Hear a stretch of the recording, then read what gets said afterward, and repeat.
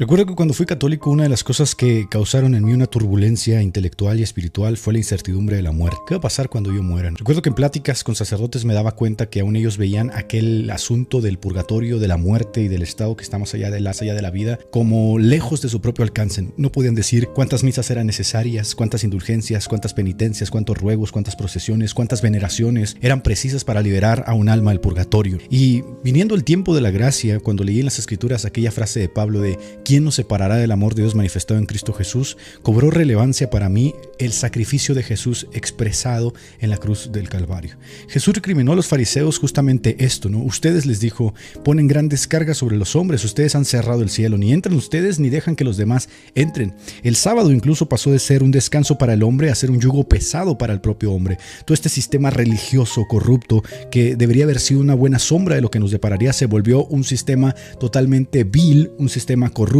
liderado por hombres sin escrúpulos que añadiendo carga tras carga añadían también enseñanzas a la propia bendita palabra de Dios y eran capaces de dejar sin comer a sus seres queridos, a sus padres con palabras o frases como corman, añadían tradición tras tradición, enseñanza tras enseñanza a lo que Dios mismo había estipulado. ¿Quién se interpone? La pregunta es ¿quién se interpone entre Cristo y yo? ¿Quién se interpone entre Cristo y tú? El diablo sin duda se interpone. Según el escritor de Hebreos, poseyendo el imperio de la muerte, el propio diablo arrastra la conciencia de los fieles hablándoles de la cautividad a la cual están presos. Tú vas a morir. Un día volverás al polvo el cual fuiste tomado y tú no tienes la certidumbre de lo que va a pasar, por lo tanto tienes que asegurarte un pedacito allá en el cielo. Y así son los sistemas religiosos. ¿Quién de ustedes puede ir ante Dios? El limpio de manos, el puro de corazón. ¿Y quién de ustedes es limpio de manos? ¿Quién de ustedes es puro de corazón? Es necesario que hagas tantas cosas para poder librarte de toda esta condenación. Obviamente que el diablo ha sabido trabajar con estos sistemas religiosos alrededor del mundo para privar a los hombres, como dice la Biblia, de que no les resplandezca la luz del evangelio. Ese mismo diablo que peleó con el arcángel Miguel por el cuerpo de Moisés, afirmando que a Moisés no le era lícito subir,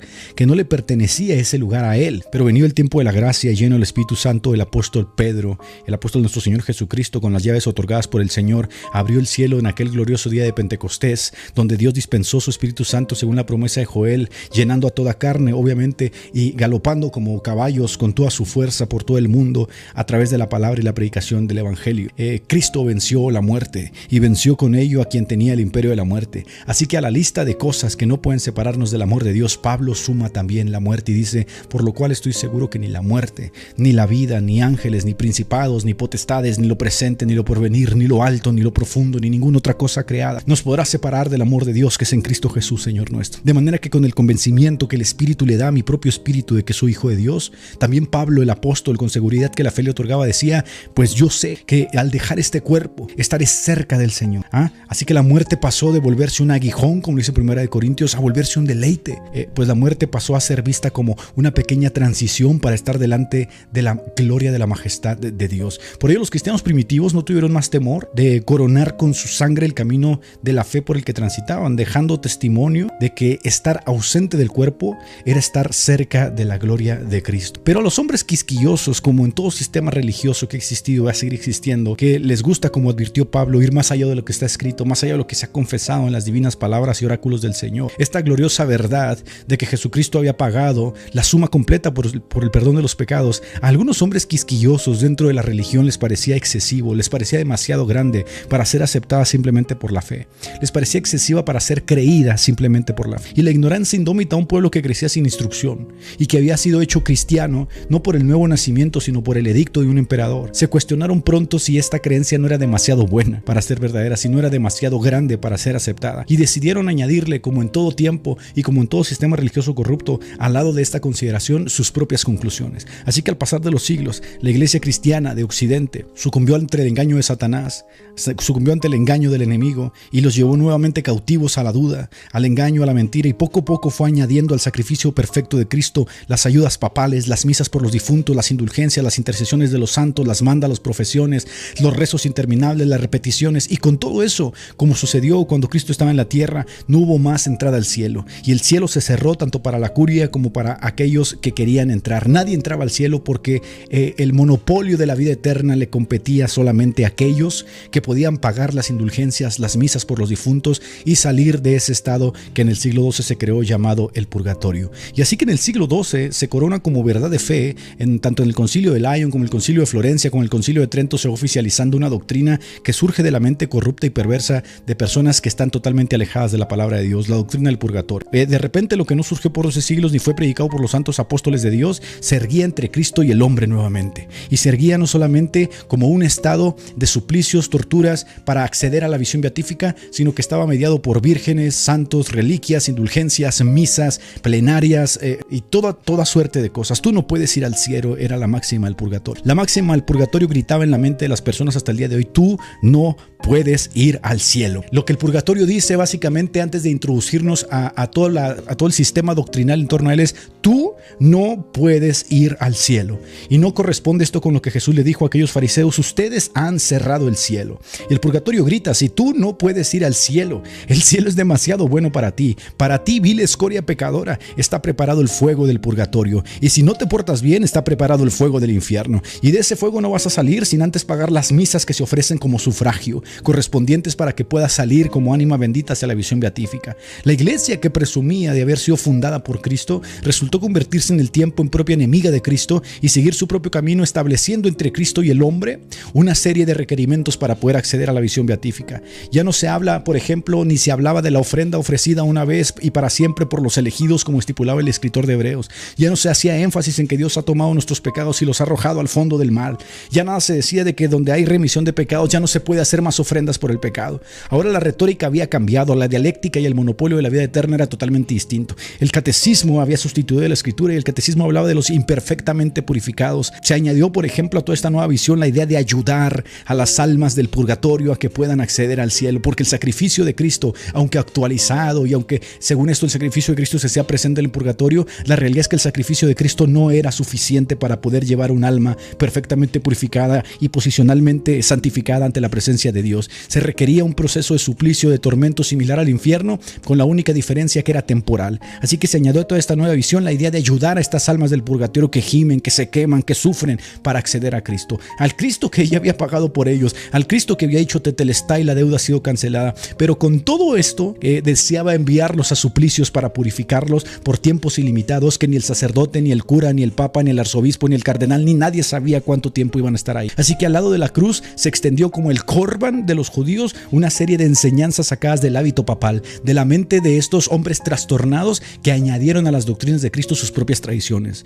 Se añadieron las indulgencias, las misas por los difuntos, las mandas, las procesiones, las intercesiones por medio de vírgenes, santos, cuerpos incorruptos, la adoración de reliquias, cadáveres, la procesión, la penitencia. Todo estaba añadido como parte de los sacramentales, como parte de una institución corrupta que decía: tú no puedes entrar al cielo. Y fieles a esa oscuridad que les llamaba la propia iglesia, que había cerrado el cielo, que el mismo Cristo había abierto cuando aquel ladrón le dijo: hoy estarás conmigo el paraíso, el purgatorio decía: tú no puedes ir al paraíso. Así que instituyó su santo oficio, es decir, movió los engranajes del poder para acusar, perseguir, condenar y matar a quien no estuviese de acuerdo con las enseñanzas que ella misma había estipulado, sacada de su mente embotada. Irónicamente, estos inquisidores que empuñaron la espada que Cristo había prohibido fueron vistos después como adalides y defensores de la verdad, y hoy se les corona como los grandes defensores del legado del catolicismo romano. En su boca se encontraba el mismo lema de Caifás: es preciso que muera uno a que el pueblo se pervierta. Es preciso que muera Hus, es preciso que muera Wycliffe, es preciso que muera Lutero, que muera Calvino, que muera Menon Simons, que muera Zwinglio, que mueran todos estos antes de que el pueblo se pervierta, porque tú no puedes entrar al cielo, tú has de ir al purgatorio. Y así se lanzaron en contra de aquellos que negaban dichas creencias, que sumados a otras iban en contra de lo que a Roma se le había ocurrido inventar. Así que a causa del miedo a la muerte y a la incertidumbre del más allá, a causa de la ignorancia de lo que el sacrificio de Cristo ha ganado para nosotros y la corrupción y el abandono de las escrituras, la gente no tuvo otra opción que cifrar su esperanza en la curia romana, que cifrar su esperanza en la indulgencia papal, que cifrar su esperanza en la reliquia, el santo incorrupto, el cadáver, en las vírgenes, en los santos, en las imágenes, en el agua bendita y en toda esa serie de cosas que se pusieron en torno al sacrificio perfecto de Cristo. Y cifraron su esperanza en aquel estado intermedio porque no tenían otra opción. Cifraron la esperanza en que no tenían más que ir a purgar penas en medio de suplicios y tormentos en un lugar llamado purgatorio, creado en el siglo XII, para que aunque sea por medio del suplicio, alcanzar luego la visión beatífica de nuestro Señor Jesucristo. Así, en vez de Biblia, se les ofreció catecismo, y el catecismo decía en su numeral 1031: respecto a ciertas faltas ligeras, es necesario creer que antes del juicio existe un fuego purificador, el fuego del purgatorio, mientras que la Biblia, que estaba enfrente de ellos, les gritaba: con una sola ofrenda hecho perfectos a los santificados. Perfectos, perfeccionados, han sido hechos perfectos posicionalmente, santificados delante de Dios. A los santos que están en Colosas, a los santos que están en Roma, a los santos que están en Corinto, a todos ellos que han sido lavados, que han sido santificados, que han sido justificados, que han sido predestinados, que han sido elegidos por la gracia de Dios para que todo aquel que se gloríe en Cristo. No, el catecismo decía, es necesario que vayan a un fuego purificador porque el cielo está cerrado. Y entonces las mismas palabras de Cristo a los fariseos: ustedes ni entran ni dejan entrar, ustedes han cerrado el cielo a la gente. Y el purgatorio gritaba: el cielo está cerrado, has de ir a purgar penas en suplicios y tormentos. Y mientras la Iglesia Católica introduce un estado intermedio de suplicios, el cual puede ser mitigado con indulgencias, con ruegos, con misas, con procesiones, con mandas y penitencias, Cristo se ofrecía a sí mismo como víctima para purificar de una sola vez y para siempre a quienes creían en su sacrificio por la fe. Mientras el Catecismo Católico afirmaba en su numeral 1032 que han de ofrecerse misas y sufragios por los difuntos que se encuentran en el purgatorio, la Biblia gritaba con toda su fuerza: donde hay perdón de pecados, ya no se necesitan más ofrendas por ellos. Y en Cristo hay perdón de pecados, por lo tanto ya no se necesitan suplicios, tormentos, estados intermedios, ni sufragios, ni misas por los difuntos, porque donde ha habido perdón de pecados, ya no hay más ofrenda por los pecados. Así que si Cristo ha muerto una sola vez y para siempre por sus santos, por sus elegidos, ya no hay más ofrenda. No hay más ofrenda que sea más valiosa que la sangre de este cordero que fue inmolado desde antes de la fundación del mundo. ¿Qué misa, qué indulgencia, qué papa, qué cardenal, qué obispo puede pagar lo que Cristo pagó? Nadie. La Escritura misma afirma en la carta a los Hebreos que nunca más me acordaré de sus pecados y de sus transgresiones. Y este nunca más parece ser que al purgatorio no le gusta y al catecismo tampoco. Pero el verbo teteleiokein, es decir, el ha perfeccionado, ha sido santificado, se encuentra en un activo indicativo perfecto. Es decir, se refiere a una acción que ya fue completada en el pasado,